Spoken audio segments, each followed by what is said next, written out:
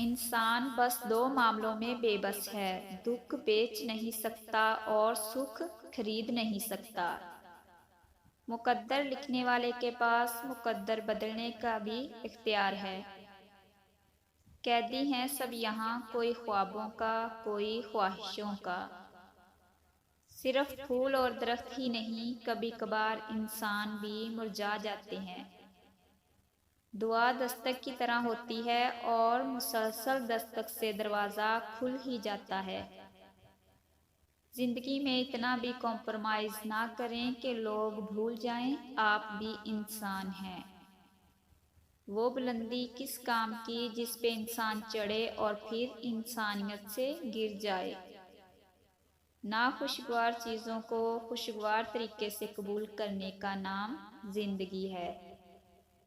لوگ آپ کی قیمت کبھی نہیں سمجھ سکتے، جن لوگوں کے لیے آپ ہمیشہ دستیاب رہتے ہیں۔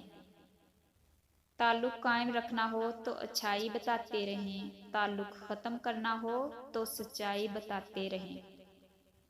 محبت اللہ سے ہو جائے تو ملاقات کی تڑپ فجر سے شروع ہوتی ہے اور تہجد پہ ختم ہوتی ہے۔ صبر کر لو یہ سوچ کر کہ جو ہو رہا ہے اسی میں اللہ کی مصلحت اور تمہاری بہتری ہے۔ حال میں اپنے مگن ہو، فکر آئندہ نہ ہو، یہ اسی انسان سے ممکن ہے جو زندہ نہ ہو۔ بات اتنی ہی ہے کہ ہم لا حاصل کو روتے ہیں اور حاصل کو رلاتے ہیں۔ نہ ڈر، انسان اپنی سلطنت کا انتخاب خود کرتا ہے، وہ دل کی ہو یا زمین کی۔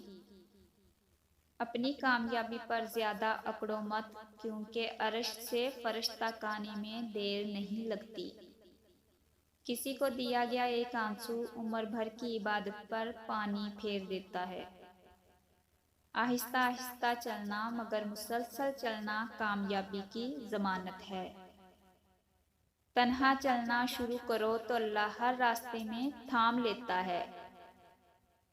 تعلیم حقائق کا رٹا لگانا نہیں ہے، بلکہ سوچ کے ان کو سمجھنا ہے۔ غریب کتنا ہی خوش اخلاق کیوں نہ ہو، لوگ اس کے اخلاق کو اس کی مجبوری سمجھتے ہیں۔ مومن کی زندگی میں کاش نہیں ہوتا، بلکہ کن فیکون پر ایمان ہوتا ہے۔